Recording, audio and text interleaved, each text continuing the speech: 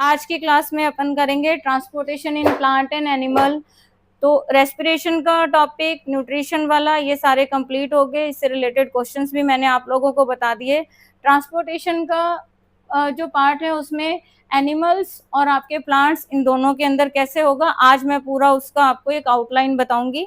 तो यूनिसेलुलर जो ऑर्गेनिजम्स है उसमें होता है ट्रांसपोर्टेशन सिंगल सेल, क्योंकि वो एक ही सेल होती है, वो सारे फंक्शन परफॉर्म करती है। एडवांस फॉर्म इनकी मल्टी सेलुलर जो ऑर्गेनिज्म है, कुछ एल्गी है या प्रोटोजोआ है, स्पॉन्ज है, तो इन सब में क्या होता है, मटेरियल का जो ट्रांसपोर्टेशन होगा वो बॉडी की सरफेस से हो जाता है। जो एडवांस मल्टी सेलुलर ऑर्गेनिजम्स हैं उसमें क्या होता है, पूरा एक मैकेनिज्म की रिक्वायरमेंट होती है। तो ये एक जनरल जो आपके इंट्रोडक्शन है कि यूनिसेलुलर मल्टी सेलुलर ऑर्गेनिज्म में किस तरह से होता है। एक्चुअल मूवमेंट जो मटेरियल की होती है आपके इंडिविजुअल सेल में, इसमें कौन कौन से प्रोसेस इन्वॉल्व है, मतलब मूवमेंट कौन कौन सी है, आप लोगों को बता रखा है। डिफ्यूजन, ऑस्मोसिस और एक्टिव ट्रांसपोर्टेशन, ये सारी मूवमेंट्स के बारे में आपको बताया। तो जो भी ट्रांसपोर्टेशन होता है उसमें ये सारी डिफ्यूजन, ऑस्मोसिस, एक्टिव ट्रांसपोर्ट, ये सारे पार्ट लेते हैं। एक्टिव ट्रांसपोर्ट और पैसिव दो तरह के ट्रांसपोर्टेशन होते हैं। एक्टिव ट्रांसपोर्ट जिसके अंदर एनर्जी की रिक्वायरमेंट होती है, मतलब एनर्जी यूज होती है उसमें, ठीक है। पैसिव के अंदर एनर्जी की रिक्वायरमेंट नहीं होती है। ये एक जनरल टर्म है। उसके बाद ट्रांसपोर्टेशन जो है ट्रांसपोर्टेशन एनिमल्स के अंदर जो ट्रांसपोर्टेशन है तो उसको हम बोलते हैं सर्कुलेशन। इसमें आते हैं दो सिस्टम इंक्लूड होते हैं, एक तो होता है आपके ब्लड सर्कुलेटरी सिस्टम और एक होता है लिम्फेटिक सिस्टम। फिर जो ब्लड सर्कुलेटरी सिस्टम है इसमें क्या क्या इंक्लूड होता है, इसमें ब्लड है, ब्लड वेसल्स है, हार्ट जो है वो सारा इसके अंदर इंक्लूड होगा। लिम्फेटिक सिस्टम जो है इसमें लिम्फ वेसल्स, लिम्फ नोड, ये सारा इंक्लूड होगा। इन सबका अपना एक सेपरेट अलग अलग टॉपिक है आप लोगों के। फिर ट्रांसपोर्टेशन जो प्लांट्स के अंदर होता है उसमें दो तरह से होता है, ascent of SAP and translocation. Ascent of SAP का मतलब होता है वाटर और मिनरल का जो ट्रांसपोर्टेशन होता है, किसके थ्रू होता है, ये जाइलम टिश्यू के थ्रू। कंडक्टिंग टिश्यू है जाइलम और फ्लोयम, ये कंडक्टिंग टिश्यू है, 9th क्लास में भी आप लोगों ने पढ़ा है। और ट्रांसलोकेशन का मतलब होता है कि जो फूड प्लांट जो बनाते हैं उनका वेरियस पार्ट पे किस तरह से ट्रांसफर करते हैं, उसको हम बोलते हैं ट्रांसलोकेशन। तो उसके लिए रिस्पॉन्सिबल होता है फ्लोएम टिश्यू। फ्लोएम और जाइलम टिश्यू की स्ट्रक्चर नहीं है सिलेबस में, बस उनकी वर्किंग किस तरह से होती है वो सब पढ़ेंगे इसमें। नेक्स्ट जो है आपके जैसे सिस्टम है, कार्डियोवैस्कुलर सिस्टम है, तो इसके भी 3 पार्ट है। किस तरह से, जैसे एक है पल्मोनरी सर्कुलेशन, दूसरा है सिस्टमिक सर्कुलेशन और तीसरा है कोरोनरी सर्कुलेशन।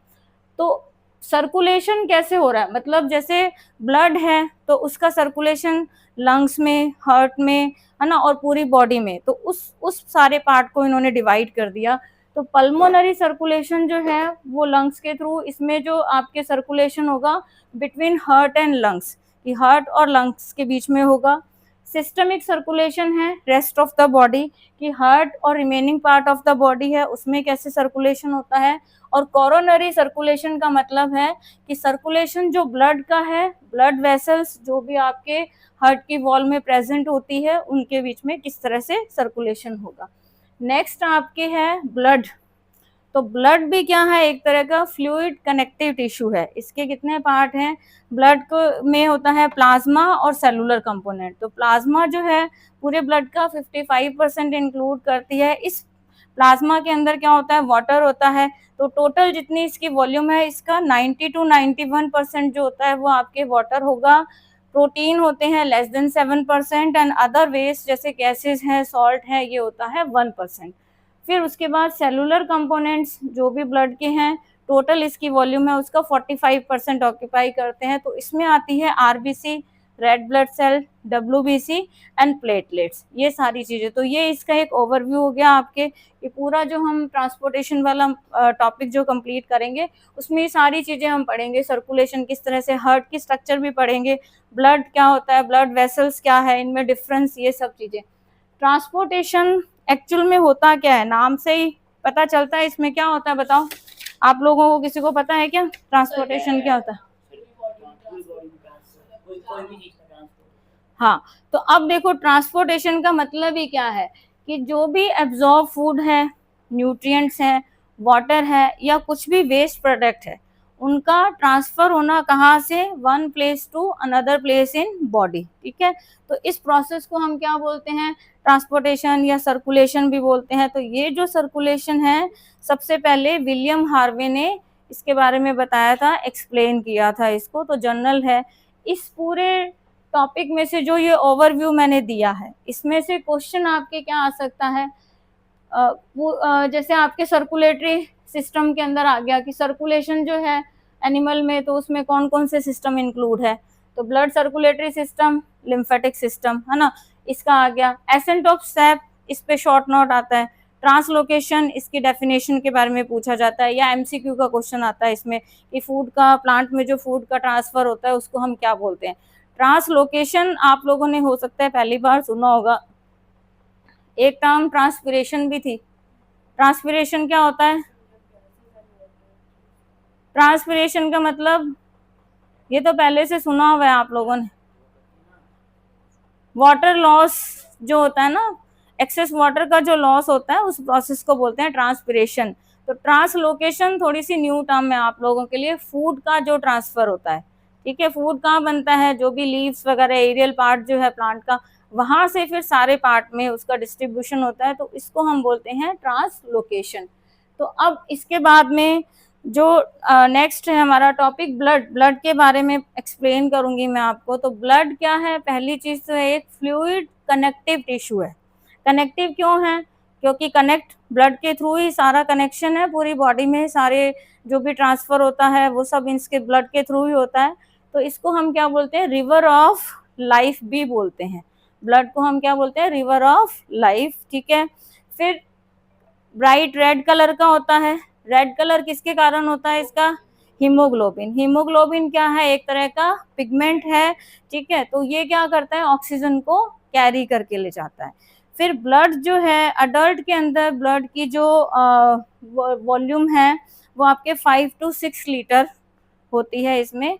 तो इस ऑलमोस्ट थोड़ा बहुत वेरी करती रहती है, बाकी ऑलमोस्ट इतनी ही रहती है इसमें। ठीक है, तो ब्लड का जो क्लासिफिकेशन है, ब्लड का क्लासिफिकेशन, इसमें जो इसके पार्ट हैं, जैसे ये सेलुलर कंपोनेंट जो है ना, आरबीसी, डब्ल्यूबीसी, प्लेटलेट्स, इनके फंक्शन ये बहुत बार पूछे जाते हैं, तो ये भी मैं अभी आपको बता देती हूँ। हार्ट की स्ट्रक्चर तो बाद में ही करेंगे। तो सबसे पहले है प्लाज्मा। प्लाज्मा टोटल ब्लड की जो वॉल्यूम है उसका 55%, यहाँ मैंने 55% लिखा है, इसका मतलब क्या है, ब्लड की जो वॉल्यूम है उसका मतलब टोटल ब्लड में 55% जो है वो प्लाज्मा है, और 45% है आपके सेलुलर कंपोनेंट्स। क्लियर है ये, ठीक है। अब देखो प्लाज्मा जो है, अब ये क्या है, ये भी फ्लूइड मैट्रिक्स है। इसके अंदर क्योंकि हीमोग्लोबिन नहीं होता, कोई पिगमेंट नहीं होता, तो ये पेल येलो कलर का होता है, कोई पिगमेंट इसमें होता नहीं है, हीमोग्लोबिन एब्सेंट होता है। फिर लिक्विड पार्ट, ब्लड का जो लिक्विड पार्ट है उसको हम क्या बोल सकते हैं, प्लाज्मा बोल सकते हैं। कलरलेस, कंसिस्ट 90 to 92% वाटर हो गया, इसमें प्रोटीन है, इसके अंदर डाइजेस्टेड फूड है, सॉल्ट्स हैं, वेस्ट प्रोडक्ट भी होते हैं। वेस्ट प्रोडक्ट में जैसे आपके कार्बन डाइऑक्साइड, यूरिया, हार्मोन, ये सारा, ये कुछ बाइकार्बोनेट, सोडियम पोटेशियम के सॉल्ट्स, उनके बाइकार्बोनेट, ये सारा इसके अंदर होता है। प्रोटीन का मैंने आपको बताया है, इस पे क्वेश्चन आता है कि प्लाज्मा में जो प्रोटीन है वो कौन कौन से होते हैं। नाम आप लोगों ने पहले भी सुना हुआ होगा और ये याद भी रखने हैं आपको। तो प्रोटीन इसमें होते हैं एल्ब्यूमिन, ग्लोब्यूलिन, फाइब्रिनोजन, एंटीबॉडीज भी इसके अंदर होती है, प्रोथ्रोम्बिन भी होते हैं। बहुत ज़्यादा इनका रोल नहीं पढ़ना हमें, सिर्फ आपको नाम ध्यान रखना है कि प्लाज्मा के अंदर जो प्रोटीन है तो उसमें है albumin, globulin, fibrinogen, antibodies and prothrombin. ठीक है, आरबीसी, डब्ल्यूबीसी और प्लेटलेट्स, ये सारे प्लाज्मा में फ्लोट करते रहते हैं। तो देखो ये जो क्लासिफिकेशन मैंने बताया है ना आपको कि ब्लड में प्लाज्मा और इसके सेलुलर कंपोनेंट, तो प्लाज्मा का ऑलमोस्ट आपको यहीं पे ये चीज लर्न हो जानी चाहिए, यही है इसका, एक कलरलेस लिक्विड, इसमें वाटर, प्रोटीन, अदर वेस्ट होगा, और पेल येलो कलर का या कलरलेस भी बोल सकते हैं इसको। और प्रोटीन इसके अंदर कौन कौन से हैं, ये आपके हो गए एल्ब्यूमिन, ग्लोब्यूलिन, एंटीबॉडीज है, फाइब्रिनोजन है, ये सारे कुछ सॉल्ट्स होंगे इसमें, और ये जो सेल्यूलर कंपोनेंट्स हैं आरबीसी, डब्ल्यूबीसी एंड प्लेटलेट्स, तो ये क्या करती है, प्लाज्मा में फ्लोट करती रहती है। अगर अब देखो प्लाज्मा में से जो मैंने एक प्रोटीन बताया फाइब्रिनोजन, ठीक है, तो अगर प्लाज्मा में से उस प्रोटीन को हम रिमूव कर देते हैं तो प्लाज्मा विदाउट फाइब्रिनोजन, इसको हम बोलते हैं सीरम, SERUM, सीरम।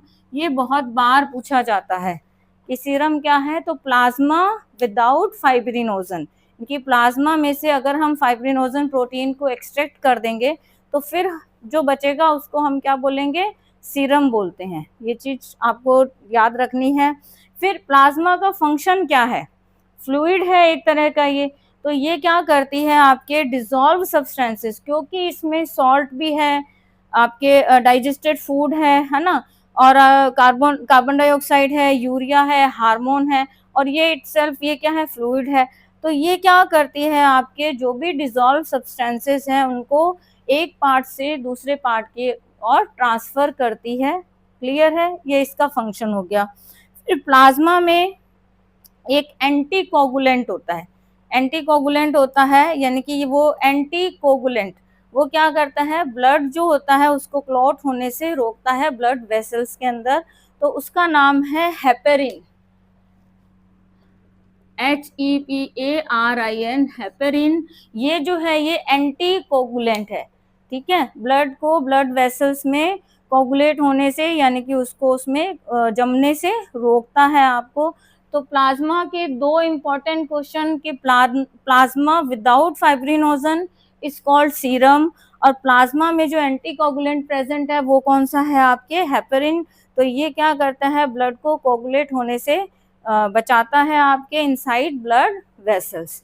क्लियर है सबको ये, इसमें किसी को कोई डाउट है, कोई डाउट नहीं है। क्वेश्चन जो मेन इसमें से आता है वो मैंने बता दिया आप लोगों को, सीरम, प्रोटीन कौन कौन से प्रेजेंट है और एंटीकोगुलेंट इसमें कौन सा प्रेजेंट है। और अगर आ जाता है कि आपके प्लाज्मा जो है ये कलरलेस क्यों है, तो क्योंकि इसमें कोई जो हीमोग्लोबिन पिगमेंट है या वो एब्सेंट होता है, तो ये भी आप कह सकते हो। कोगुलेंट इसमें आपके कोई बहुत ज्यादा प्रोसेस ऐसा नहीं है, सिर्फ आपको नाम याद रखना है कि हेपेरिन एंटीकोगुलेंट है ब्लड वेसल्स के अंदर। वर्किंग कैसे करता है वो हमारे सिलेबस में नहीं है, आपको सिर्फ और सिर्फ ये याद रखना है कि एक एंटीकोगुलेंट जो आपके प्लाज्मा में प्रेजेंट होता है उसका नाम क्या है, वो है हेपेरिन, जो ब्लड वेसल्स में ब्लड को कोगुलेट होने से रोकता है, अलाउ नहीं करता उसको। बहुत ज़्यादा डिटेल इसकी नहीं आती है आपके, ठीक है, MCQ के अकॉर्डिंग ये क्वेश्चन आ सकता है। उसके बाद है आपके आरबीसी, आरबीसी की फुल फॉर्म क्या होती है, रेड ब्लड सेल, ठीक है। तो ये होती है माइन्यूट, वो छोटी बाइकनकेव विद डिस्क लाइक, और इसमें क्या होता है, न्यूक्लियस जो है इसमें एब्सेंट होता है। ये आप याद रखना कि न्यूक्लियस जो है ना इसमें एब्सेंट होता है, न्यूक्लियस इसमें एब्सेंट है, ठीक है। WBC RBC में जैसे डिफरेंस जनरली वैसे तो नहीं आता, लेकिन आपको पता होना चाहिए कि RBC जो है माइन्यूट बाइकनकेव विदाउट न्यूक्लियस, या इसको यू न्यूक्लिएट भी बोल देते हैं आपके, और न्यूक्लियस इसमें एब्सेंट होता है। दूसरा इसका नाम है इरिथ्रोसाइट्स, अगर आपके RBC हो तो भी ठीक है, यही है। इरिथ्रोसाइट अगर बोलते हैं तो वो भी RBC का को ही इरिथ्रोसाइट्स बोलते हैं हम, ठीक है। रेड कलर होता है, किसके कारण होता है रेड कलर, हीमोग्लोबिन जो पिगमेंट प्रेजेंट होता है उसके कारण।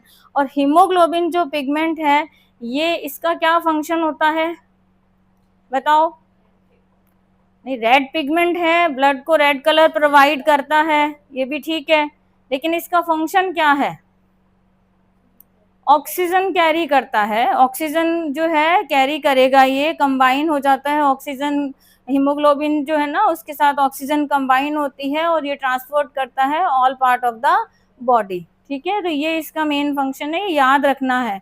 कई बार आप लोगों को बोलते हैं ना जैसे कि आयरन डेफिशिएंसी, हीमोग्लोबिन कम है, हीमोग्लोबिन कम होता है तो क्या होता है, ऑक्सीजन जो है वो प्रॉपर सप्लाई नहीं हो पाती है, तो जो भी पर्सन है उसका हीमोग्लोबिन कम होता है तो वो थोड़ा लेथार्जिक रहता है, कोई काम इजी मतलब उससे नहीं हो पाता ना, लेजीनेस ज़्यादा रहती है, तो और भी सिम्टम्स होते हैं इसके। तो हीमोग्लोबिन जो है ये क्या करता है, ऑक्सीजन कैरी करता है, ईच एंड एवरी सेल को ट्रांसफर करेगा ये। इसका जो लाइफ स्पैन है 120 डेज का। आरबीसी जो है ना, लाइफ स्पैन इसका कितना है, 120 डेज का होता है, ये आप याद रखना। तो फंक्शन नहीं बनती रहती है सेल्स अपने आप। हाँ, होता क्या, लाइफ स्पैन 120 डेज का है तो उसके होता क्या है, नहीं बन जाएगी बाद में, है ना, ये है। फिर फंक्शन में वही मैंने बता दिया कि ऑक्सीजन कैरी करता है ये लंग से to all cell of the body, and carbon dioxide जो है वो क्या करता है, टिश्यू टू द लंग्स। क्योंकि हमने पढ़ा था जो लास्ट टॉपिक मैंने रेस्पिरेशन कंप्लीट करवाया था, उसमें एल्वियोलर सेक में बताया था ना कि आपके ऑक्सीजन जो है ये कैरी करेगा, कंबाइन हो जाएगा, कार्बन डाइऑक्साइड रिलीज करेगी। तो ये क्या करता है, ऑक्सीजन कैरी करता है from lungs to all cell of the body, and आपके जो कार्बन डाइऑक्साइड है फ्रॉम टिश्यू टू लंग्स। तो ये इसका फंक्शन है। तो ये आरबीसी का कंप्लीट हो गया। तो इस आरबीसी को इरिथ्रोसाइट बोलते हैं। न्यूक्लियस एब्सेंट है, ऑक्सीजन इसमें हीमोग्लोबिन प्रेजेंट है जो ऑक्सीजन को कैरी करता है, और उसके बाद में और इसका 120 डेज का लाइफ स्पैन होता है। फिर उसके बाद है डब्ल्यूबीसी। तो डब्ल्यूबीसी को हम क्या बोलते हैं, ल्यूकोसाइट, ल्यूकोसाइट भी बोलते हैं, या white blood cell. RBC red blood cell, WBC white blood cell या ल्यूकोसाइट्स।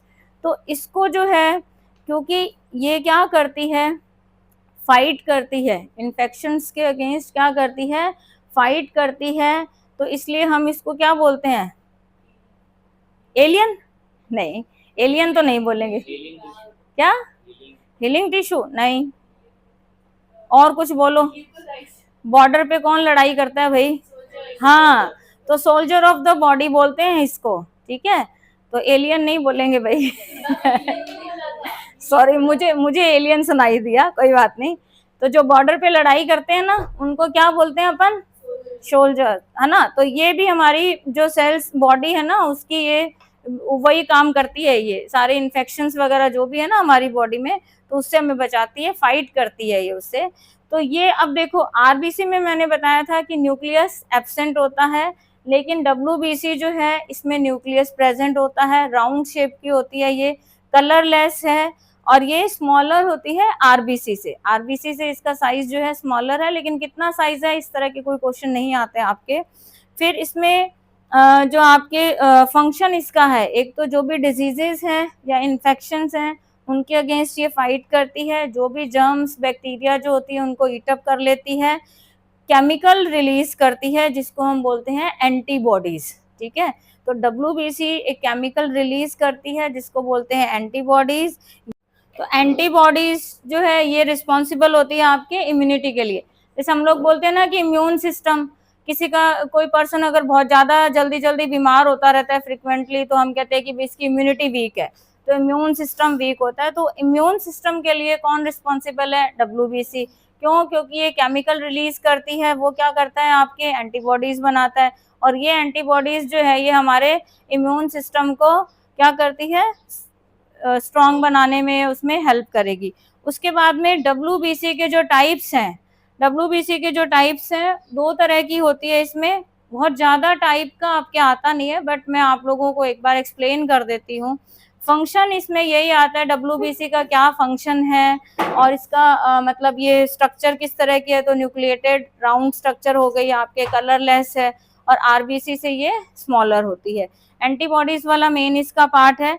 डब्ल्यूबीसी के जो 2 टाइप्स हैं उसमें है ग्रेनुलोसाइट एंड आपके अग्रेनुलोसाइट। तो ग्रेनुलोसाइट जो है साइटोप्लाज्म में मतलब आपके क्या होते हैं, ग्रेन्यूल्स होते हैं, लॉब न्यूक्लियस होता है इसका, और आपके एक ग्रेनुलोसाइट इसमें ग्रेन्यूल्स जो है वो साइटोप्लाज्म में नहीं होते, और न्यूक्लियस में कोई लॉब्स नहीं होते।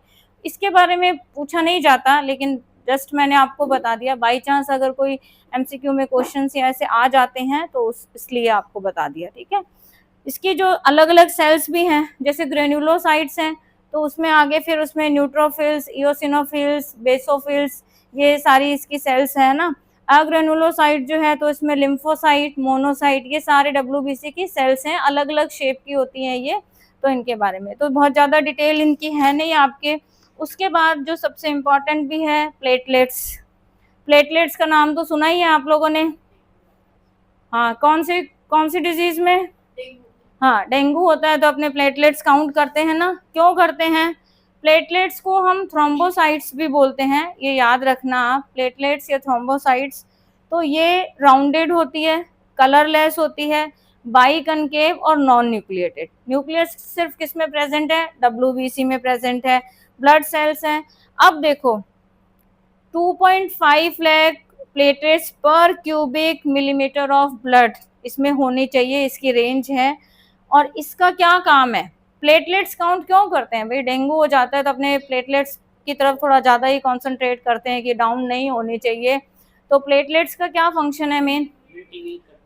इम्यूनिटी नहीं, और बताओ, थोड़ा सोचो। ऑक्सीजन का ट्रांसफर तो हीमोग्लोबिन करेगा, इसमें तो कोई पिगमेंट है ही नहीं, मतलब ये तो कलरलेस है। हीमोग्लोबिन तो आरबीसी में ही प्रेजेंट है। तो प्लेटलेट्स क्या करती है, अगर हमें कोई इंजरी हो जाती है, ब्लड लीक होता है, तो ब्लड क्लोटिंग में हेल्प करती है ये। अगर मान लो कि प्लेटलेट्स काउंट जितनी बॉडी में हमारा जो मतलब मेजरमेंट एक होता है इनका, उससे बहुत ज़्यादा डाउन चली जाती है, और अगर वो पर्सन इंजर्ड हो जाता है तो ब्लड क्लोट का जो प्रोसेस है वो स्लो हो जाएगा या वो नहीं होगा, तो उसकी डेथ भी हो सकती है। इसलिए प्लेटलेट्स पे काउंटिंग पे जब डेंगू होता है ना, तो उसमें अपन वो कॉन्सेंट्रेट करते हैं। ब्लड क्लोटिंग जैसे आपको चोट लग जाती है, कोई कट लग जाता है, उसका मैकेनिज्म आएगा, अभी नेक्स्ट टॉपिक आएगा। तो वो अपने आप क्या होता है, थोड़ी देर ब्लड आता है, फिर अपने आप ही वो बंद हो जाता है ना, क्लोट बन जाता है, उसमें ब्लड आना बंद हो जाता है। जो माइनर इंजरीज होती है घर में, जो नाइफ से या किसी भी चीज से लग जाती है, उसमें मेजर इंजरी जो होती है उसमें अलग सिस्टम है अपने, मतलब। लेकिन प्लेटलेट्स का वर्क यही है कि वो आपके ब्लड कोगुलेशन में हेल्प करेगी, आपके अगर कोई कट है या वाउंड है उन सब के अंदर। फिर उसके बाद है ब्लड के जो कंपोनेंट थे ये सारे यहाँ पे कंप्लीट हो गए। इसका जो फंक्शन मैंने आपको बता दिया, किसका कैसे क्वेश्चन आता है। फिर उसके बाद आता है कि सर्कुलेटरी सिस्टम जो है उसका क्या फंक्शन है। जो हम सर्कुलेटरी सिस्टम पढ़ रहे हैं इसका फंक्शन क्या है। तो अब आप लोग बताओ, जितना आपने पढ़ा है उसके अकॉर्डिंग थोड़ा सा आइडिया बताओ। अरे भाई, न्यूट्रिएंट्स का ट्रांसपोर्टेशन टिश्यूज में, उनके यूटिलाइजेशन के लिए, ठीक है। जो भी आपकी गैसेस हैं उनका transportation, oxygen, carbon dioxide to and from the cell. उसके बाद एक्सक्रीटरी प्रोडक्ट का ट्रांसपोर्टेशन। फिर आपके हार्मोन, एंडोक्राइन ग्लैंड से टारगेट ऑर्गन की तरफ हार्मोन का ट्रांसपोर्टेशन हो गया। जो ब्लड का पीएच है वो भी मेंटेन करने में, है ना, बॉडी का भी पीएच मेंटेन करने में, वाटर बैलेंस मेंटेन करती है। Clotting of blood, blood clot करने में हेल्प करती है। Regulation of blood temperature, blood का जो टेम्परेचर है उसको रेगुलेट करने में हेल्प करती है। तो इस तरह से अगर सर्कुलेटरी सिस्टम का फंक्शन आता है तो आप ये सारे पॉइंट्स लिख सकते हैं। उसके बाद में टाइप्स के हिसाब से आ जाएगा तो ये 2 आएगा। ये क्लासिफिकेशन कम पूछा जाता है। इसमें से जैसे अलग अलग जो है, जैसे हार्ट की स्ट्रक्चर है या आपके ब्लड वेसल्स में डिफरेंस है, इस तरह के क्वेश्चन आते हैं। ब्लड वाले में क्वेश्चन आरबीसी, डब्ल्यूबीसी, प्लेटलेट्स, ये तीनों ही इंपॉर्टेंट हैं। इनके फंक्शंस जो है तीनों के डिफरेंट फंक्शन है और अपनी एक इम्पॉर्टेंस है, तो वो कैसे भी पूछा जा सकता है आपके एमसीक्यू के क्वेश्चन में, या आपके जो जैसे 2 मार्क्स का क्वेश्चन आता है उसमें आपके पूछा जा सकता है। ये आप लोगों को एक जनरल नॉलेज के हिसाब से कि डिवाइडेशन करके मैंने बताया है। हो सकता है कि आपको क्लास में जैसे बुक में इस तरह से ना मिले तो भी कोई इशू नहीं है उसका। ये आपको क्लासीफाई मैंने कर दिया इजी लर्निंग के अकॉर्डिंग, ठीक है।